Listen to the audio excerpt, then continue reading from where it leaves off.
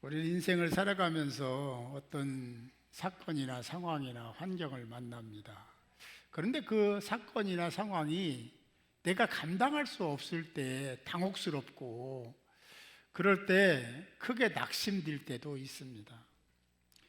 시간이 흘러가면 조금씩 더 좋아지겠지 기대를 했지만 더 나빠지고 더 중압감이 생기고 그러면 해결의 실마리가 보이지 않으면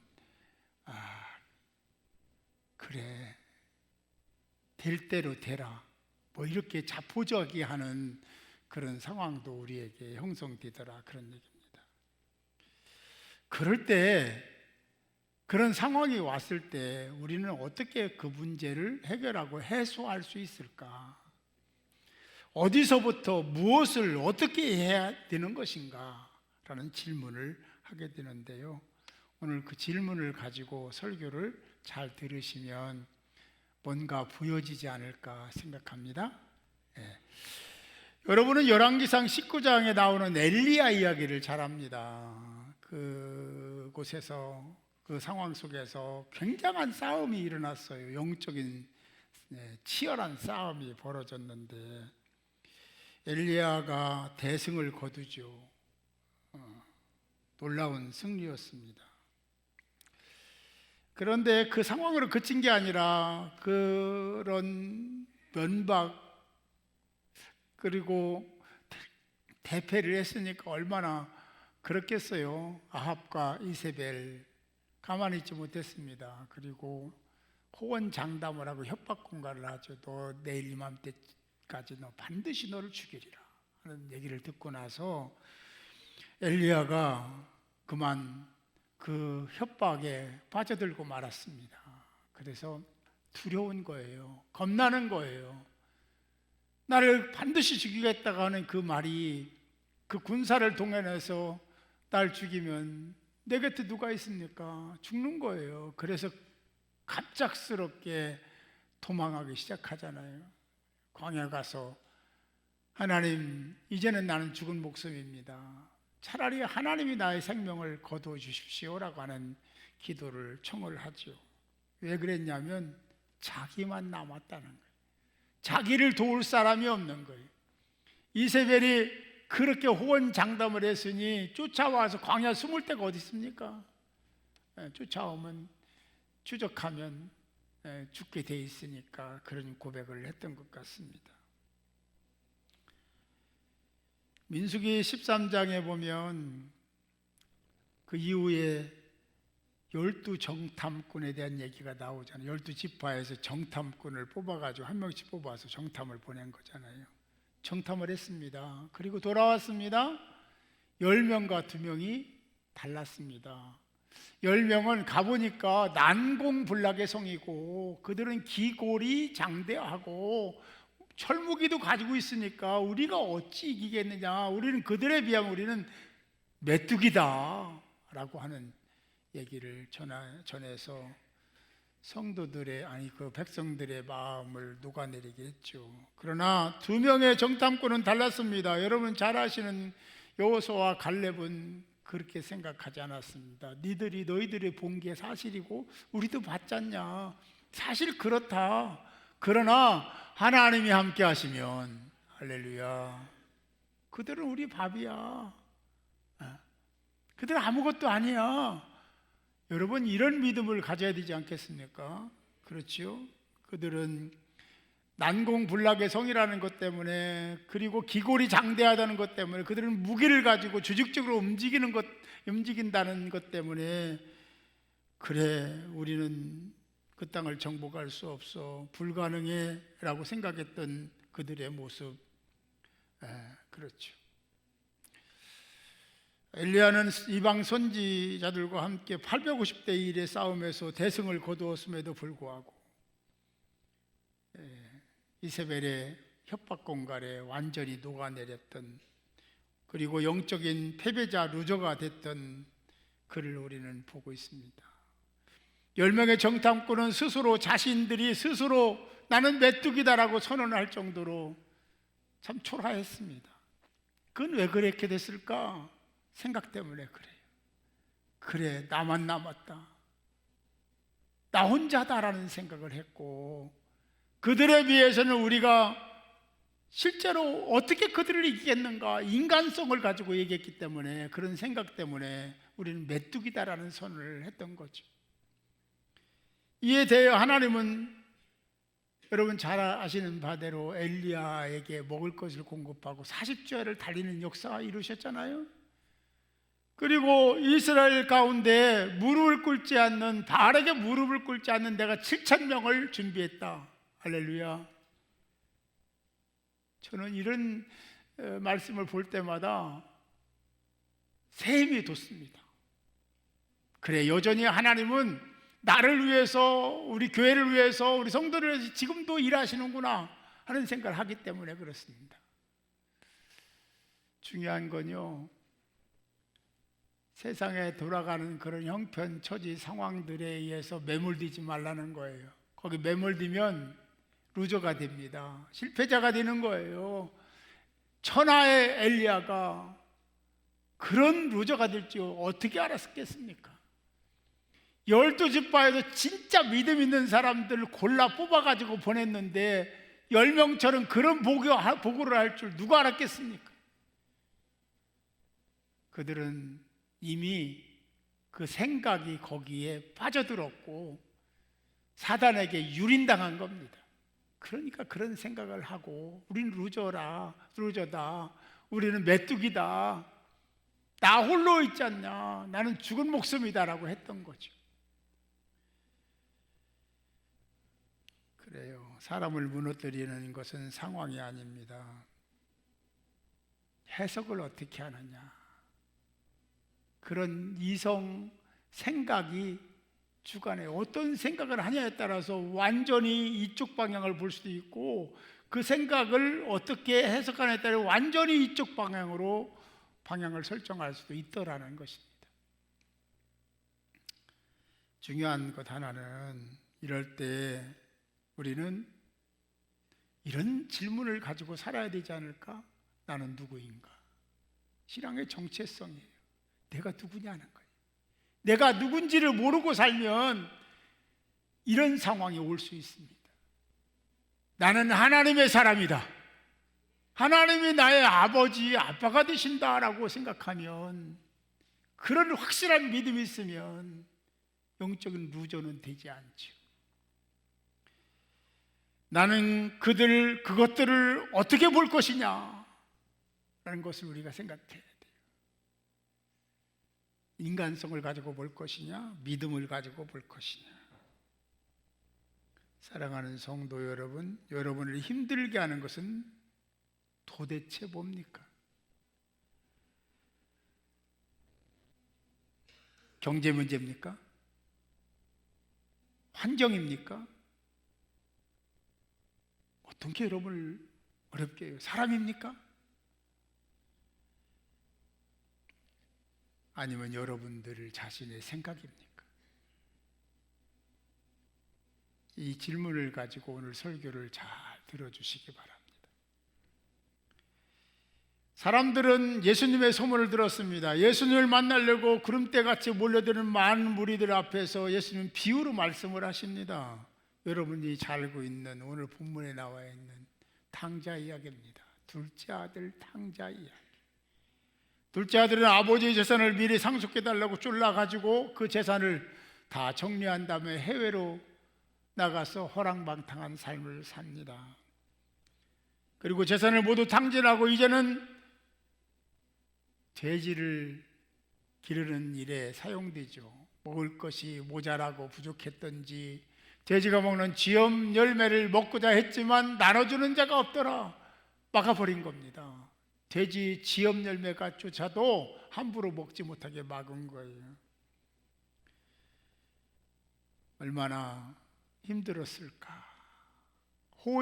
호식하던 그가, 부족함 없이 살던 그가 이제는 바닥으로 떨어져서 돼지가 먹는 열매조차도 못 먹고 있는 그런 형편처지의 그런 상황 가운데 있는 자신을 보면서 얼마나 자괴감이 들었을까. 그래, 인생 끝내자, 더 살아서 뭐하냐 하는 생각이 들을 수 있는 순간, 그는 아주 번떡이는 어떤 생각 하나를 붙잡습니다. 그래서 오늘 말씀 어떻게 시작하냐면 이에 스스로 돌이켜라고 말씀하고 있습니다. 그동안 살아왔던 모든 상황 속에서 얼마나 그런 것들이 후회되고 그랬겠습니까? 그런데 그것을 후회한다고 되는 게 아니니까 어찌할지를 모르고 있다가 스치는 생각 하나가 있었는데 그렇다라는 생각 하나가 스쳤습니다. 돌이키자, 돌아서자, 아버지께로 돌아가자. 여러분, 이 생각이 그렇게 쉽게 되는 게 아니잖아요. 여러분, 그 형편으로 그 입장을 바꿔놓고 보세요. 아버지를 졸라서, 그때 당시에 제가 여러 번 말씀드렸는데 아버지가 살아있는데 상속해달라고 하면요, 막급한 불효자 중에 불효자입니다. 그 시대에 그렇게, 그렇죠. 지금은 뭐 좀 다른 면도 있지만, 그런데 그걸 구태여 나눠달라고 해갖고 그걸 가지고 허랑방탕하고 살다가 이 모양 이 꼴이 됐는데 어떻게 아버지 품에 돌아가겠습니까? 표력도 낯짝이 있다는데, 그렇잖아요. 그런데 그의 생각을 완전히 뒤집는, 그래도 아버지 집으로 가야 된다. 가서 아들의 대우를 못 받아도 품꾼으로 살더라도 아버지께로 돌아가자. 저는요, 이 순간 그런 상황 속에서 그런 생각을 한 둘째 아들은요, 그냥 그런 것이 아니라 하나님이 그렇게 하셨다. 이 상황을 왜 우리에게 보여주고 왜 읽게 하고 왜 묵상하게 했는가?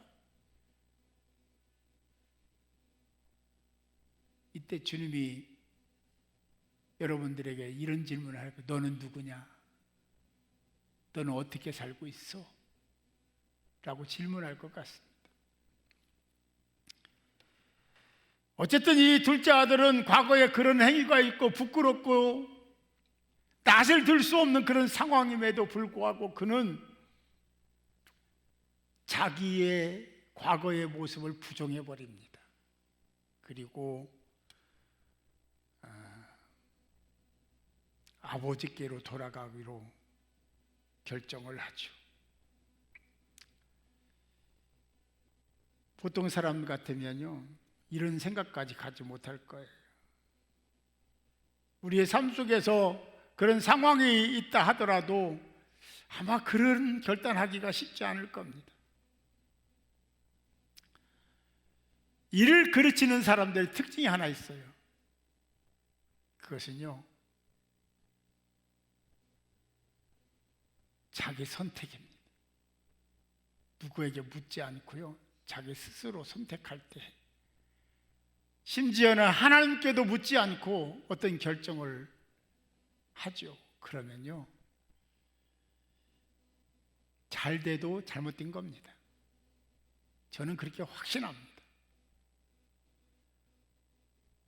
혹 아버지께 묻는다고 해도 자기의 생각대로 다시 그렇게 그 길을 가는 경우들이 굉장히 많습니다. 그래도 그건 아닌 것 같아. 내 상황은 내가 잘 알지. 내가 잘 판단해서 열심히 하면 될 거야. 이런 생각하면서 아버지 생각까지도 무시해버리는 경우들이 우리에게 있더라는 것입니다.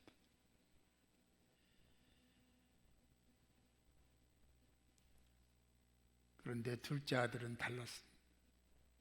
그런 생각이 턱 들어온 순간에 맞다, 옳다, 그렇다 라고 결단하면서 생각에 반전을 가져옵니다. 그래 스스로 돌이키죠. 이 스스로 돌이켰다는 말은 그 상황, 그 환경 가운데에서 되돌아섰다는 의미이고, 자신이 잘못한 선택에 대해서 후회했다라는 의미도 내포되어 있는 겁니다. 이 말을 직역을 하면 본래의 자기 자신으로 돌아왔다. 생각 하나가 그 순간에 그 생각 하나가 본래의 자신의 모습으로 돌아가게 하는 역사가 일어났다는 것입니다. 원래 상태로 말입니다. 다시 말하면 정신 차렸다는 거예요. 우리 신앙인들 가운데에서도 아니 그렇게 살면 안 되는데 라는 그런 어떤 신앙의 연륜이나 그런 직분이나 이런 가지고 있는 분이 계시잖아요. 그런데 생각 하나 때문에 할 일을 못하고 부끄러운 짓 하고 그런 경우들이 적지 않습니다. 둘째 아들 탕자가 스스로 돌이키는 그 자체를 우리는 생각의 전환이라고 합니다. 이 생각의 전환이 일어나야 돼요. 예수 안에서 내가 하나님의 아들이라는 그런 신앙의 정체성 안에서 이 생각의 전환이 이루어져야 돼. 꼭 반드시 이루어져야 된다. 그 생각의 전환이 이루어지지 않으면 성장하지 않습니다. 거기까지입니다. 항상 10년, 20년, 50년 예수 믿어도 거기까지. 그 이상 자라나지 않습니다. 이 생각의 전환이 안 일어나면 그냥 거기까지만 살다가 말아요. 우리가 신앙 안에서 늘 기도해야 될 게 있다고 했어요. 지혜를 달라고 기도해라. 분별력을 달라고 기도해라. 그런 기도를 하면 이 하나님이 당신의 백성들을 사랑하시기에 가치의 생각의 전환을 이루게 만드시고 그 벽을 깨고 다시 올라서서 더 깊은 세계를 경험하게 하는 하나님의 은혜가 있게 될 줄로 믿습니다. 미국의 정치의 중심에 있었고 권력의 핵심이었던 한 사람이 있었습니다. 그는 워터게이트 스캔들의 중심에 있던 사람. 백악관 특별보좌관으로 사람을 권세가 대단하잖아요. 사람을 움직이고 나라를 쥐락펴락했던 사람. 여러분들이 잘 아시는 이름 들어봤을 거예요. 찰스 콜슨, 콜린 뭐 이렇게 얘기하는 이 찰스 콜슨은 그 일로 인해서 재판정에 서게 되고 유죄가 선고되고 감옥에 들어갔습니다. 그는 이렇게 고백합니다. 끝났다. 내 인생은 끝났다. 나는 루저야, 실패자야.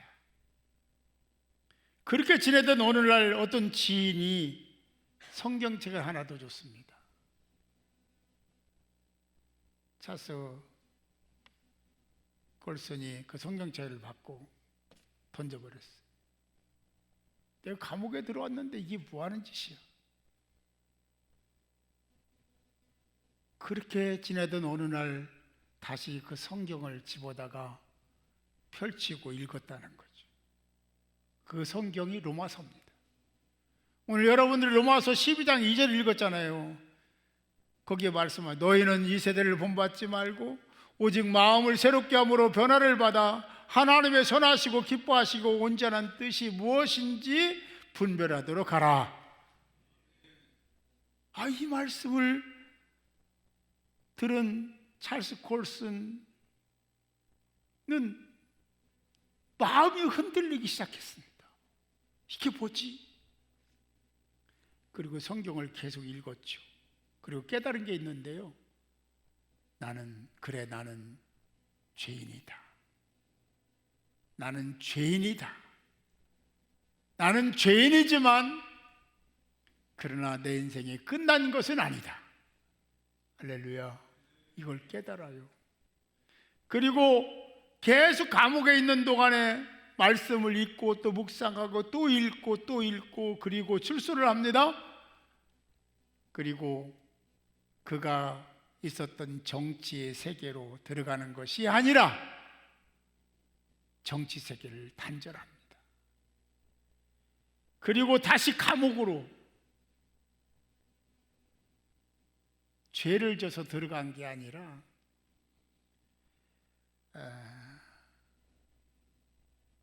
교도소 선교회를 조직하고 선교 사역을 위해서 감옥으로 교도소로 들어가서 그들에게 설파한 내용이 여러 가지가 있지만 이 말을 꼭 했다는 거예요. 당신은 끝난 인생이 아닙니다. 이 음성을 들을 수 있기를 바랍니다. 여러분들에게는 소망이 있습니다. 왜냐하면 하나님이 여러분들의 아빠, 아버지가 되시기 때문에 그 아빠, 아버지 되신 하나님은 세계 우주를 다 지배하시고 이끌어 가시는 분이기에 여러분들이 추구하는 모든 것의 주인이시기에 소망이 있습니다. 여러분 다 소망이 있는 거예요. 사랑하는 성도 여러분, 문제는 환경이 아닙니다. 돈이 아닙니다. 문제는 내 생각입니다. 내 생각이 문제인 거예요. 마음을 새롭게 함으로라는 로마서 말씀은 그 의미가 완전히 다시 만들어지다는 뜻입니다. 완전히 다시 만들어지다, 마음을 새롭게 했다는 거예요.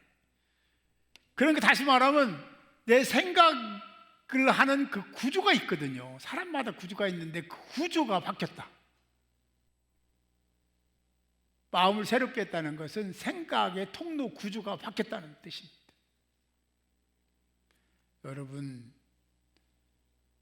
말씀을 통하여 하나님을 만나고 주님을 만나시고 성령의 이끌림을 받는 여러분들이 되시기를 바랍니다. 우리가 같은 상황 속에, 같은 환경 속에, 같은 시대에 살아도 그렇게 다를 수가 없습니다. 생각의 차이가 만들어낸 결과입니다. 지금 여러분을 힘들게 하는 것은 무엇입니까? 건강입니까? 자녀입니까? 탕자는 무너졌을 때 순간을 놓치지 않고 생각의 전환을 이루었습니다. 이제 끝났다가 아니라 아버지 집으로 돌아가자, 거기에 희망이 있다 라는 생각을 갖게 된 거죠. 하나님은 그때 역사하시고 그때 품어주시고, 저는요 그 생각을 하는 순간에 이미 그는 회복됐다. 아니, 제가 그렇게 생각됐어요. 그 순간에 이미 회복된 자가 됐다. 사랑하는 성도 여러분, 탕자처럼 우리의 생각을 전환합시다. 하나님의 말씀에 의해서, 하나님의 뜻과 섭리를 따라서 내 생각을 바꿉시다. 내 생각은 이렇고 저렇고 다 있어요. 그 없는 사람이 어디 있겠어요.